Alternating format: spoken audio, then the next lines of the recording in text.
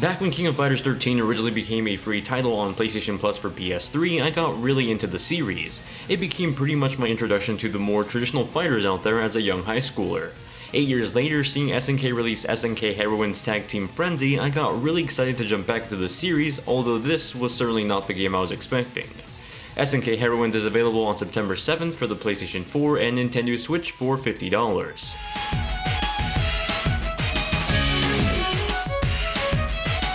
Taking place after the traditional King of Fighters tournament, women from the tournament, including a Terry-turned-female, wake up in a mysterious mansion that seems impossible to escape. The perverted-minded mystery man behind all this forces these women to duke it out for freedom. It's really a bare-bones story that tries to find some reason to have all these scantily clad women fighting each other. In the end though, it completely feels forced, like it was trying to pull a story out of nothing, as if the person writing the story just wanted this cast of characters to exist together in scantily clad clothing, but was too embarrassed to admit it, so they wrote a story for it. I mean, that's probably what happened. The multiple endings for different characters were at times humorous, with little nudges for fans of the characters, and at other times they quite literally felt like bizarre fever dreams.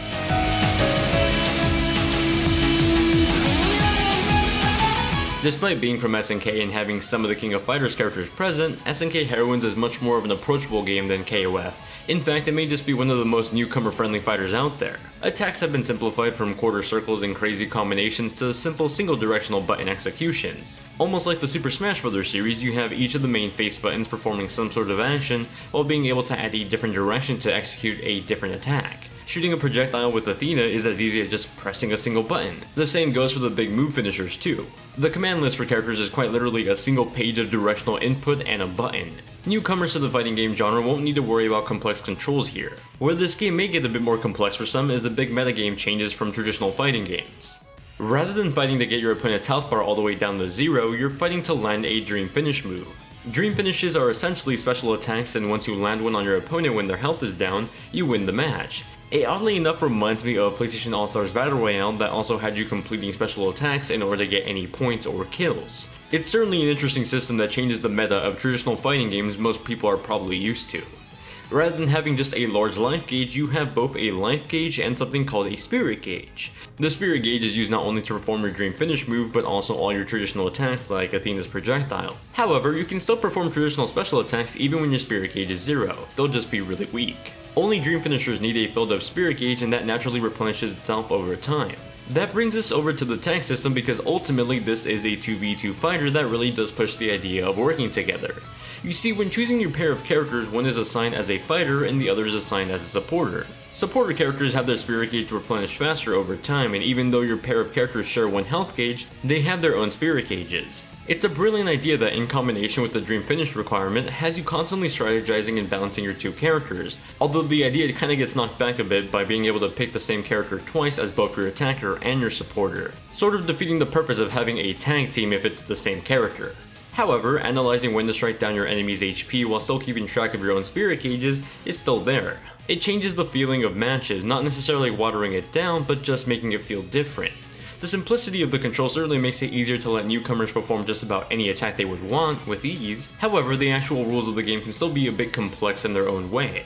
I think veteran players will find that the new metagame is interesting to mess around with, but the controls are probably a bit too simplified. SNK Heroines Tag Team Frenzy is still very much a game catering to new players and those that want a more laid-back fighter, while still celebrating the female cast of SNK characters. Well, most of them. A big chunk of the 14 launch character roster are King of Fighters characters. SNK has already announced plans for DLC, with the guest character Thief Arthur from Square Enix's Million Arthur series coming to the game. At the current $50 price tag though, the roster does feel a bit small. I would have loved to see a bit more of other SNK series in here, perhaps one of the females from the Metal Slug series? Outside of the pretty mediocre story mode that I talked about at the start of this review, you do have the option to jump into local or online matches. Online matches seem stable for the most part, though it's hard to judge how stable they'll be once more people jump into the game. Likewise, it's hard to say how easy it's going to be to find a match online, as only reviewers have the game at the moment, limiting my online matches to about 4. I'll try to leave some updated impressions of the online mode in a pinned comment down below if the experience changes once the game launches. Those are the two main game modes, with the exception of the survival mode that takes on waves of duos to fight, but even then that ends up just being another offline version of versus mode. Your post-game content outside of playing the story mode offline and online will be the customization features.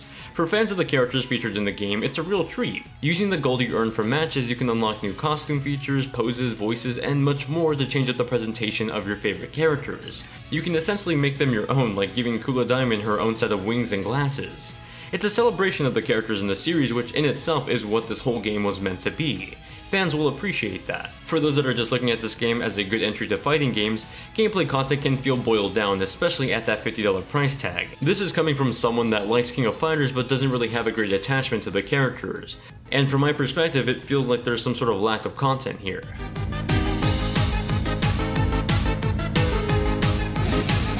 SNK Heroines keeps the 3D look that was established in King of Fighters 14. While I still prefer the old pixel look of King of Fighters 13, the 3D models here certainly look better than the initial models that were launched with King of Fighters 14. A great deal of attention went into the presentation overall. The theme for this game is cute, and the game isn't lacking it. From the heart-shaped character selection screen to the sparkles that fly across the screen with every special move, SNK Heroines is simply adorable. I do wish a bit more attention was put into the stages though. Coming from King of Fighters 13 and 14 where pretty much everything in the background had some sort of animation in it, seeing the pretty static backgrounds outside of your partners in an idle animation is a bit disheartening. As far as performance goes, on PS4, SNK Heroines targets 1080p 60, while in dock mode for the Nintendo Switch, it looks like it targets 900p at 60. Performance on the PlayStation 4 looks stable, but sadly the same couldn't be said for the Nintendo Switch. A few dips could be seen during matches, and it became oddly noticeable comparing the speed of the gameplay to the speed of the Dream Finisher cutscenes. Those cutscenes play completely at 60 frames per second, and so when you actually compare those to the gameplay, you can start to see a bit of the frame rate hiccup there. Playing in handheld mode, the resolution dropped down to 720p with character models looking significantly softer, but the frame rate did seem more stable in the handheld mode. The resolution changes seemed fine, the frame rate dips on the other hand were a bit more concerning. It's still a completely playable game on the Switch, but it's probably not going to be the technical quality you would want to see in a fighting game if you were a veteran fighter.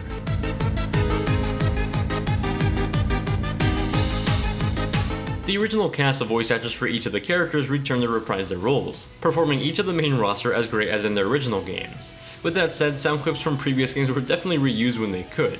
As for the music, I didn't really find too much of the stage music to be interesting, but dang did the opening theme song catch my attention. It's quite addicting to listen to and completely captures the cute aesthetic that's omnipresent.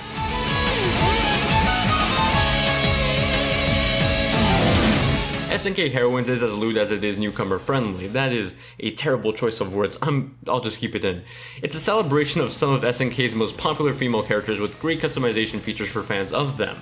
The friendly controller system is inviting to new players, while the change up from traditional rules provides something new for veteran players too, though the idea is sure to feel somewhat watered down for some players. With that said, I think you might find the modes in this game as well as the list of characters to be really lacking, especially at the current $50 price tag that feels like it's asking a lot for so little. I'm giving SNK Heroines Tag Team Frenzy a 6.5 out of 10. That's my review of SNK Heroines Tag Team Frenzy for the Nintendo Switch and PS4. If you enjoyed the video, then be sure to give it a thumbs up and subscribe for more reviews just like this every single week. If you want to watch my live streams or just talk to me on my Discord, then you can check out the links in the description down below. Thank you all very much for watching, and I hope to see you all in the next one.